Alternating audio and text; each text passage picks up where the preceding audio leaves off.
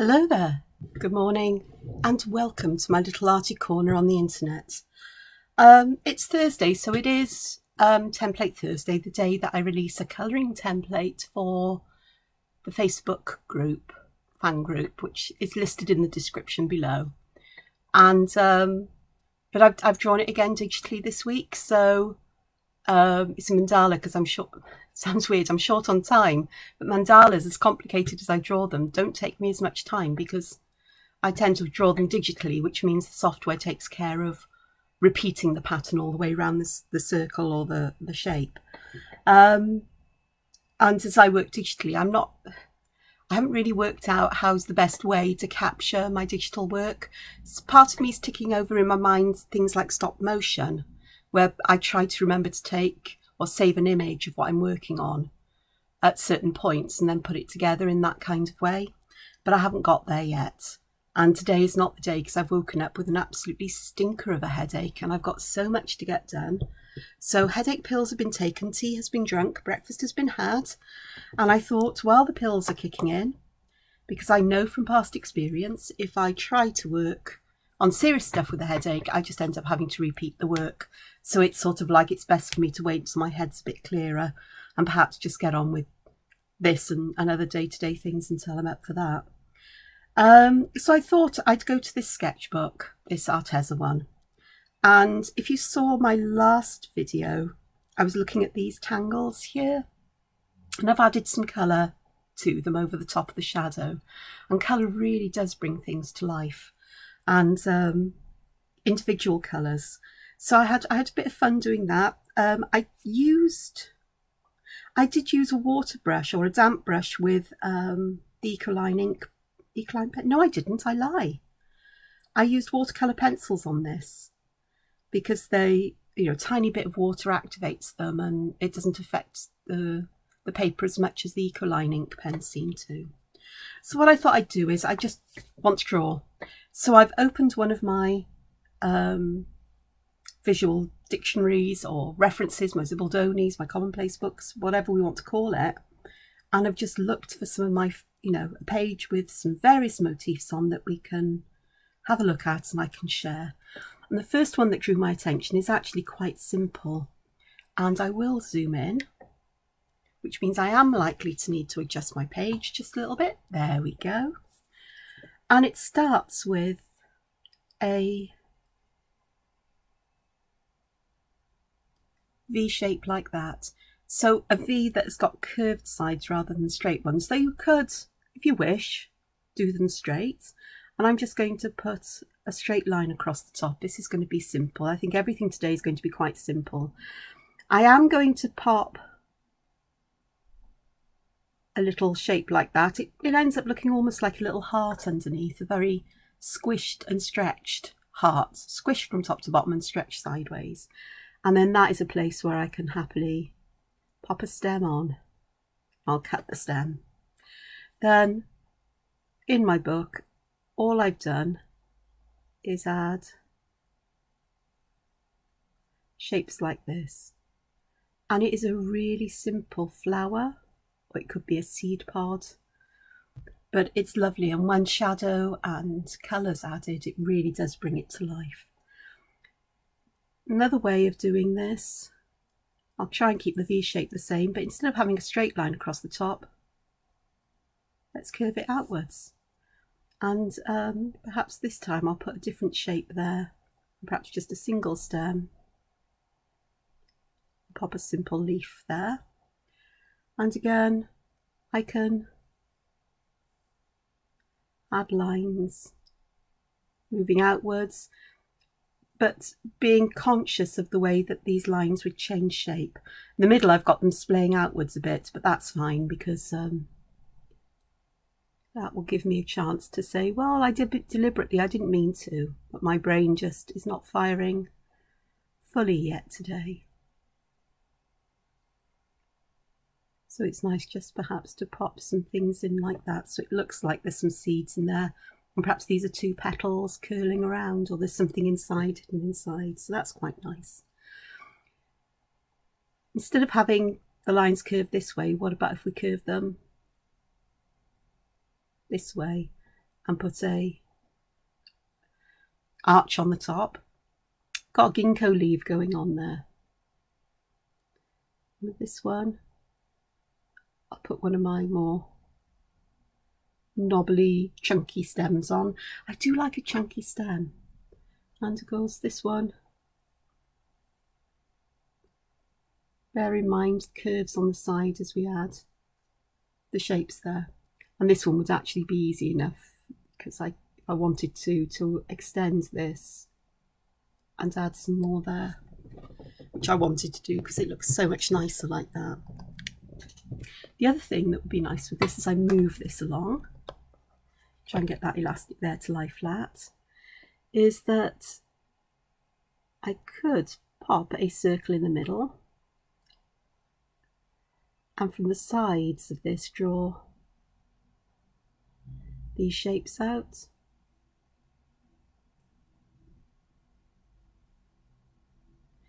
Like so, and perhaps that is a different way of approaching that, and it feels like we've got something like a flower centre there. Again, can extend it, which I think I'd like to do. Just like that.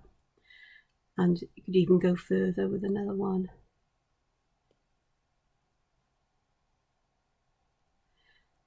If you keep the top simple, it's easy enough to do that. Or just think about it before you start drawing. But I hadn't thought about it before I started drawing. I'm just drawing for the sake of drawing this morning. I have to say that. And just seeing where this takes me. It's one of those funny explorations that I like to do. So I really like that kind of shape, I really do. And with these almost cradling this in the middle, then it's got that feeling of being held there, of being, you know, kept in, nestled inside. And that's something I'm going to have a look at again, perhaps down here, where instead of having these curving outwards like that, how about if I have them curving up this way?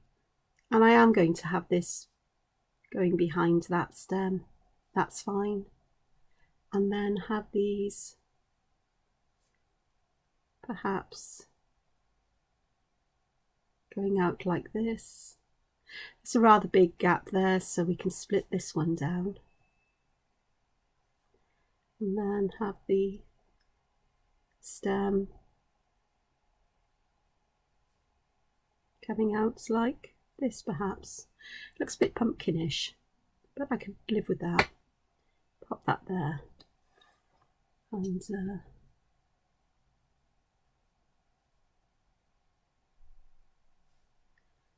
keep adding if I want to, which I think I will. It'll go behind the page. So you've got that feeling of all of these coming out from behind. It's not very well drawn, but it's a different way of drawing these things. Of course, these shapes do lend themselves very nicely. So here's one with the straight sides. So I'm just going to pop like a triangle tuck behind it for the base, and then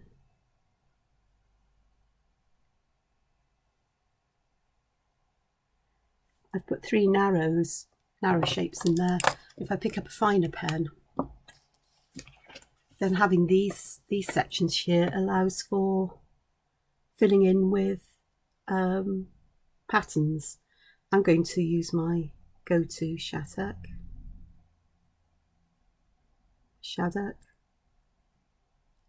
Spelt with 2 T's, but it always sounds like the T's are pronounced as D's. I'm sure somebody from America may correct me on that.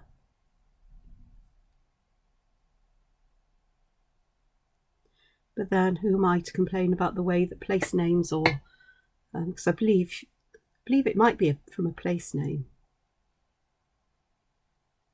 how they're pronounced. Living in Wales, actually our place names are very phonetic if you know how to pronounce things in Welsh.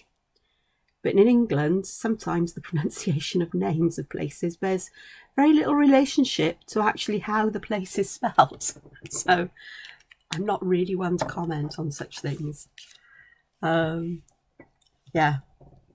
And off the top of my head at the moment, because my head's just not thinking, it's just not going to happen. And of course, I could add a couple more here, and you know, it's just an example there, really.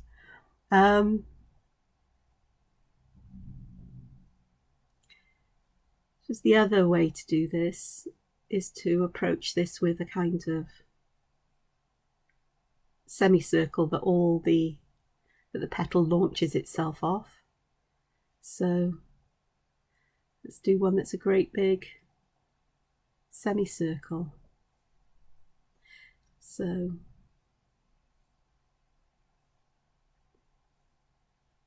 just keeping these about the same size segments, like this. And like with all of them, if I take the original one, a narrower version of, then we could put like a pattern at the top and add those patterns underneath. And then at the top here, I'll leave that one, which you can't see. I think I did it off camera there. Sorry, headache. That's my only excuse today, apart from the fact I do get engrossed in drawing and forget to check that I'm on screen. But I just put these bands at the top to give it a kind of feeling, a different kind of feeling. So if I draw this one again, like so,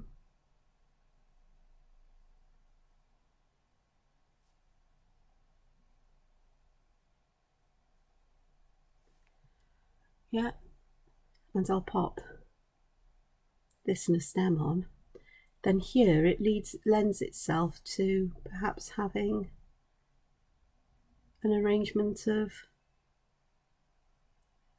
semicircles, as if there's little seeds or little petals sticking out the top, some such thing like that. So there's always that possibility of adding things to the top, as well as perhaps adding patterns in these spaces. So I'll do another one. So instead of having an arrangement of those, we could pop in something like this and pop some little dots on. This one here, I don't know if you saw, there we are. This one I've just added an inner line there because it felt it needed it. Sometimes when I leave big open gaps, they don't feel right until I add that aura line in and suddenly go, yeah, that feels right now. It's having this extra bit of a space, this gap, this border between one part and another, almost. It just feels right to me. So there's another one. And that could be used on its own actually as a motif. I've put a stem on it, but that could actually work as a seed pod, and having lots of them piled together.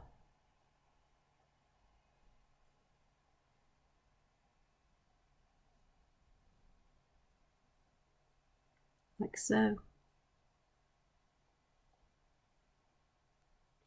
So that would be a fun way to use them. Because I tend to like to pile things together. I like pile-ups of all kinds of stuff. So that's really quite cute. Take this one, and I'm going to draw the semicircle in pencil. Come on. Yeah, that was on camera, I think. You know the little piles of seeds here?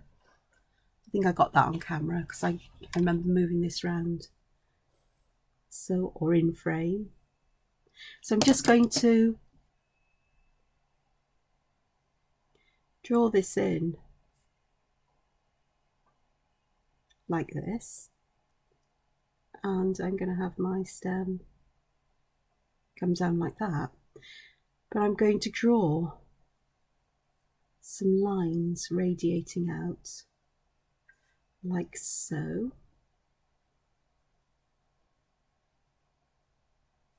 Now that could be the basis of, and I'll do this now, of like a dandelion seed head. Maybe not a full ball, but a semi-ball. different kind of dandelion than we usually associate. They're usually big, round, puffy balls full of tons and tons of little seeds that will float away on the wind. Brilliant, brilliant way of seed dispersal. Like that. But if I do this again, so with this one I started by drawing that bent kind of shape there and then tucked a circle in there. And I could do this, I am going to do this with this. I think I'm actually going to pop. Yeah, I think I'll do it that way. So I'm going to put a border around it. That little stem that's there, I'm just going to ignore, because I'm getting things overlapping. It is a sketchbook page after all. And as far as drawing on, you know, quick sketches and so on, this paper's perfectly fine. It's just not paper that you'd want to do anything more than add a quick light wash, or alcohol markers will go straight through it. But coloured pencils will most probably be okay. It hasn't got much of a tooth. It's really, really smooth, the paper. So what I'm going to do here, and I am going to pop in each side another little border, because I'm going to turn this into a kind of semi-turbine wheel. Make it quite mechanical, I think. And then these bits can be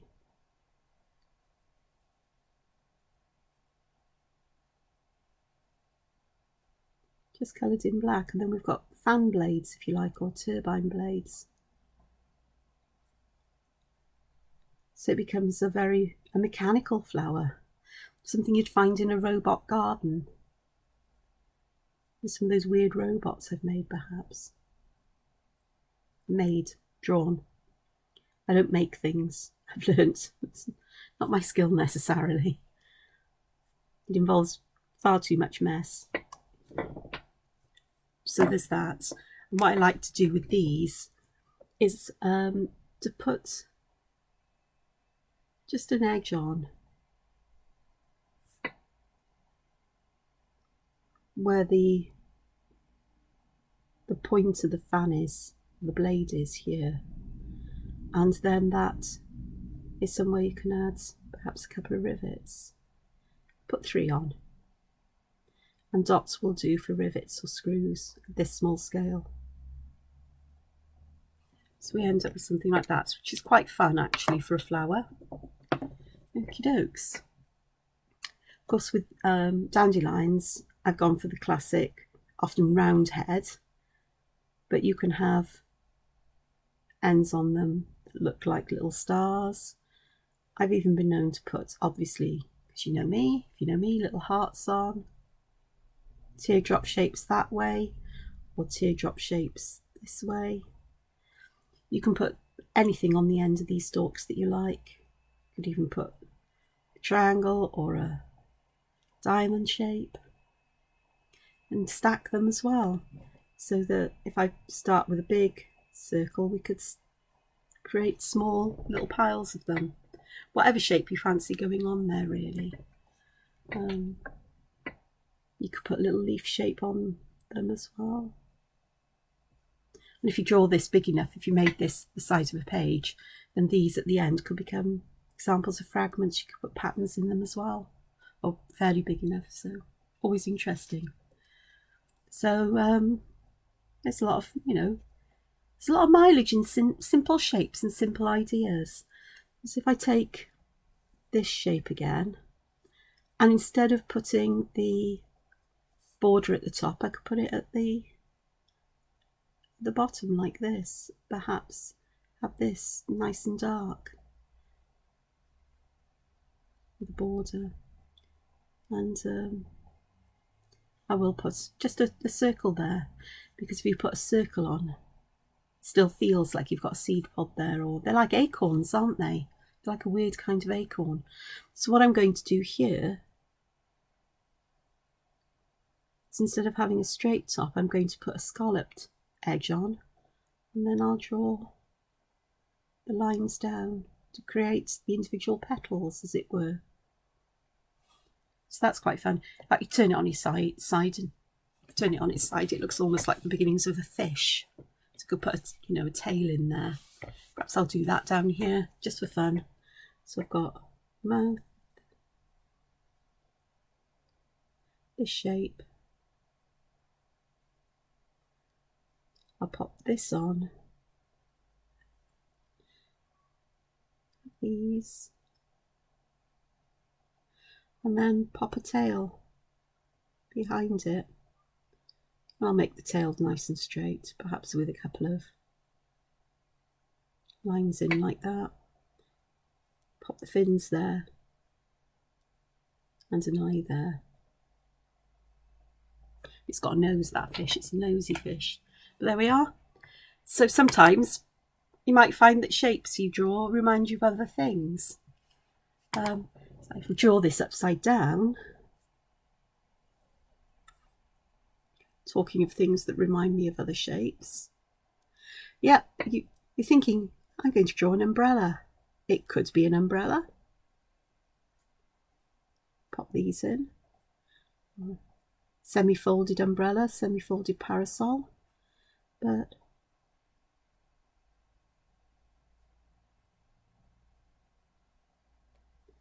it becomes a mushroom.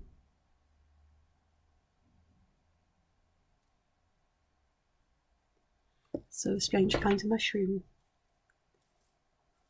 which can be used in so many ways. Without the stems, this kind of shape really does look like a fan.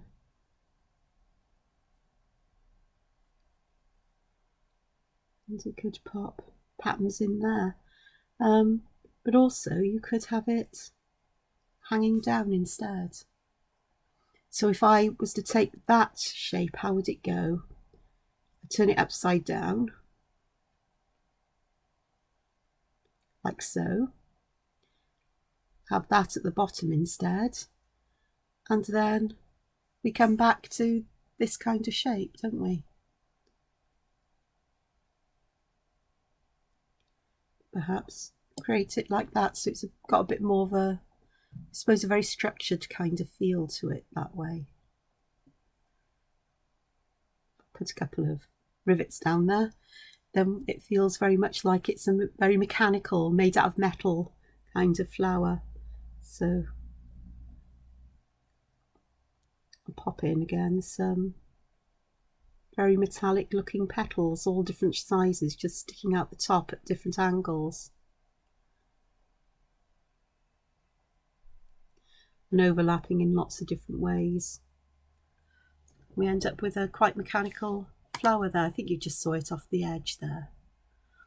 So I've done a bit of drawing. My headache's still here. I need some more tea. But perhaps before I go and do that, I'll let's have a look about adding some shadow or some other stuff to these and start to bring them to life. I'll give them a bit more dimension. I've dug out a ballpoint pen here, and as is my wont, in the corner edge here, I'm just going to get it working, get a feel for how it works on this paper. Ballpoint pens are great because you can use them with a very light touch and they leave such a tiny amount of ink there. And if you sort of flick them, as you move them towards the end of your stroke, they leave less and less ink. So you get a lovely kind of a gradual fading out of that shadow. The word escapes me. I think it's gradation. But the ends aren't like if you use something like a paper stump to blend out graphite, you can get the edges tend to be quite straight, quite uniform. Same, I can get this effect with a graphite pencil, but it's hard to get that intensity of blackness as well. And of course, you've got a whole range of coloured ballpoint pens you could use. I mean, this is a Bic one. It's an extra, well, it's the finest one they do. And they come in blue, green, red and black. And they're perfect because they're cheap as chips, which is annoying me in some ways because they're made out of plastic and they're disposable. But I will reach for another pen in a moment. So it's in my, it's here. And this one is made by Otto. And it's called a Horizon pen. And it's ballpoint. But it's a fine ballpoint pen. I think it's 0.38 millimeters. So it's akin to the Bic. And you can get refills for it. And when I bought this one, I bought it from Cult Pens in the UK. It's dangerous for me to visit their website. Very dangerous. They've got such a range of pens and station, you know, pens, pencils and things like that. Mainly pens. I get lost in it and my shopping basket can become very full. But this one works in the same way, and of course you buy refills for it. And so it saves on waste. Let me just pop some shading here. I have to think I'd be tempted to use this on my robot-y things because this will end up with quite a brushed metal feel when colour's added. And I might do that just for a moment or two, is just to add some colour with some, I don't know whether I'll use watercolour pencils or whether I'll use the Ecoline inks. I might use the Ecoline inks because they're the palettes close by, some of them in. This, you need to work out the best way to move your hand to get the kind of shading you want. It's working out how you can get the lightest amount of ink down and then working gradually in layers, but moving the paper around so you can follow the curve of the shape you're filling in is important. Now with this one, I've got a bit of an overlap here, so there'll be shadow, but it does look like these leaves are curling around a bit. So I do want just a hint of shadow along the edges and perhaps there. Quite a bit here because this would be in shadow. And the way to start is always to move the pen away from where you want the darkest colour. So you start where you want it darkest and flick it to where you want it to fade. So I'm working along these lines here, not very well at the moment, but I'll get there.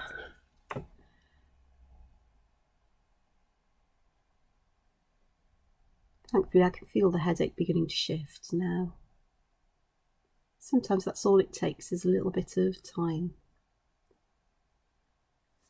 As I've said already, by taking a bit of time to just do art for pleasure, nothing with any pressure on me to complete to any high standard, even pressure I put on myself, you know, like with the colouring page, then it just means that when I go back to it, I won't look at things and think, oh, I've got to start this again. I know I need to with the colouring I did the template yesterday. I think you can see already the difference that this has made. Now here I need to do a little bit of adding shadow just to the edge.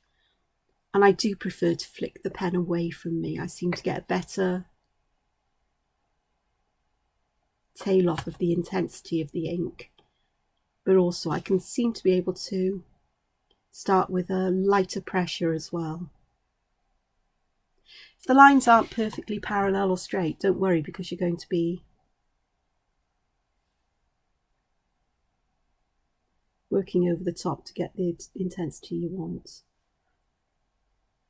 I think the refills for the Otto pen are only in black, which suits me for this kind of thing. You think that makes it look really quite dark, but the highlight in the middle is really brought out, so you can't see what I was pointing at, sorry. But it really does give that lovely sheen and shine across the middle. Now I'm just going to pop a bit of shadow there on the edge. Same there and there. Perhaps a bit more going up on the edges of these.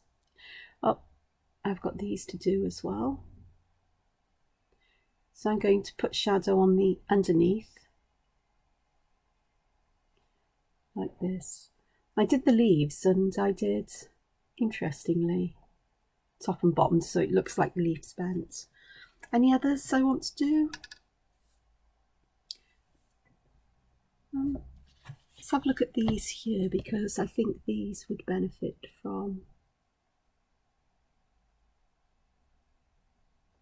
If I use shadow as a kind of pattern, I'm going to put it towards the left and bottom generally of shapes I want to appear a bit more three-dimensional.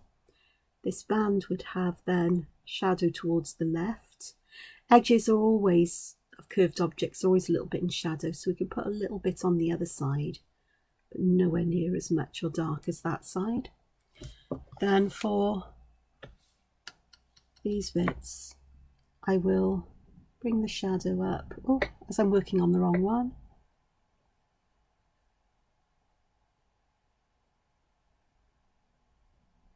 So I'm making my strokes of shadow longer at the edge and keeping them shorter where I'm in the middle here.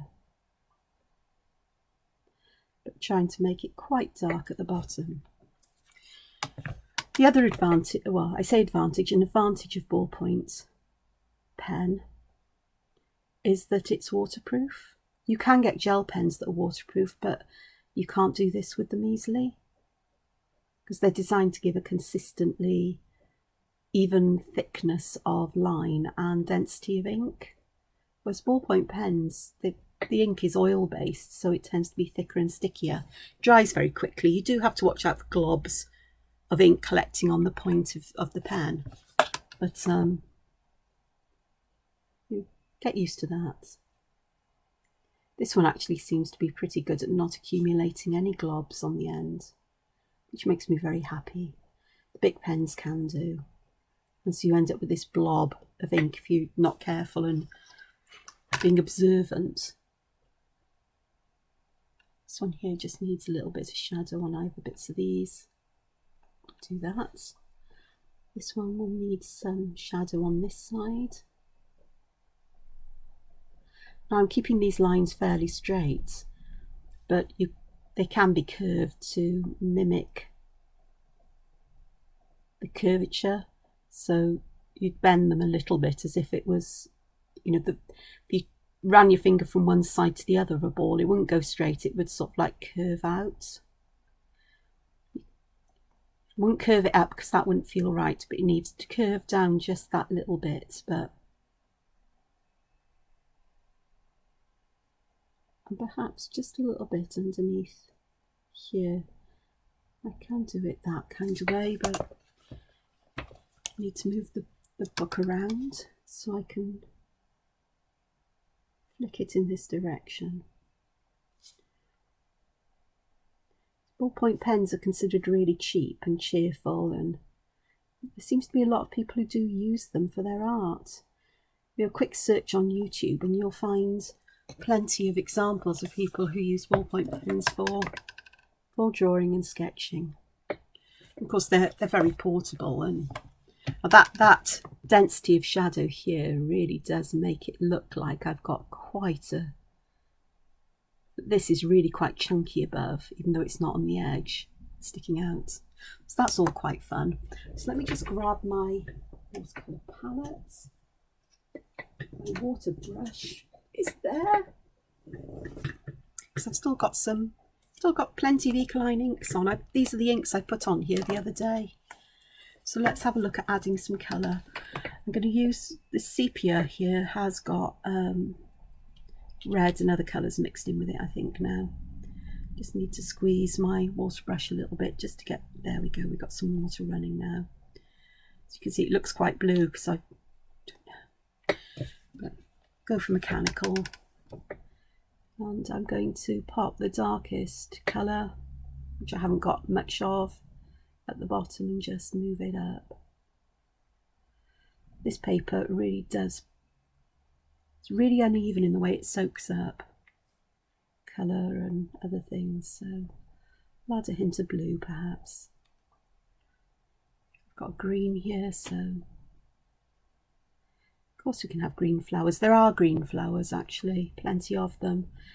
You often get them in winter time rather than in the summer, though there are some, though their names escape me. Perhaps bluey green for the leaf just to separate it, and got some mahogany here which I'll use for the seed pods. So even that little bit of colour with that shading just brings it to life. No fancy addition of colour here, it is just a flat wash almost. The colour will run out because I'm not loading the brush up with lots, and it's quite a lot of water there, but it's enough to give a hint of colour. I think I will perhaps add just a bit of green to that yellow there. It's a gold ochre. So I pick up some red for one. Do these ones in red perhaps at the top. I do enjoy these colours actually that I've picked out from the Ecoline range, because they just remind me of vintagey things, I suppose, and that makes me quite happy, surprisingly. Pick some blue up and that'll make a purpley colour. Mucky purple, but a purpley colour. Very mucky purple. But it'll do, it just adds that hint of colour here. That's Prussian blue and the red was scarlet. And I think there's plenty of colours with the scarlet at the moment. You know, as this paper dries, those little dark spots might remain, but I'm fine with that. And then if I just, I've got some sepia here. Not sepia, it's burnt sienna, I think it is, which is a nice reddish brown, or goldeny orangey reddy brown. Not quite rusty in colour, but getting there. I'll use red there because I've run out of the gold ochre. Pop some there, some there. Just creates these lovely tones, I think. Picking up what's left of the red ochre with whatever colour was left on my brush.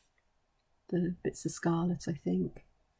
And then I'll pick up some green and run that into it from the bottom, because it feels the right thing to do. And then perhaps we'll have a blue blob here because I'm running out of those colours now. But just really simple colours. Just makes all the difference in the world, doesn't it? No, I haven't put any shading on these, but I'll add colour so you can see the difference that shading makes. So if I add some colour to a couple of these and then grab my A ballpoint pen, let's have a look at adding some shadow. I'm cross hatching here, which means moving the lines in a different direction to get an intensity of colour underneath this, so we've got that feeling that this is deeply in shadow from this. I'll add some shadow here.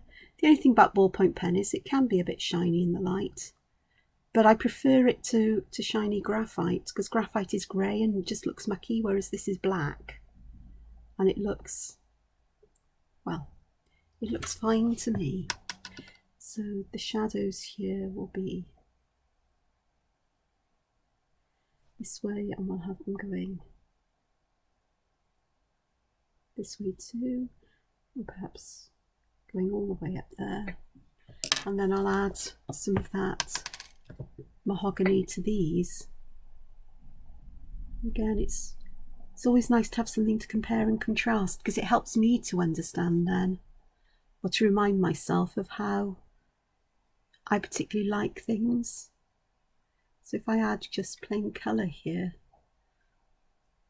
and add that, you know, an intensity to one side, then it does give some shadow, but doesn't quite cut it like these ones do. So let's add just a different colour. This is, do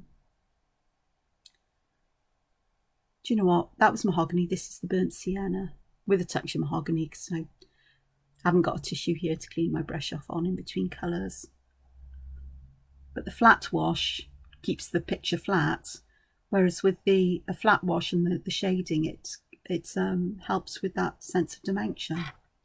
So I hope that this has been interesting to you. I'll move everything back over here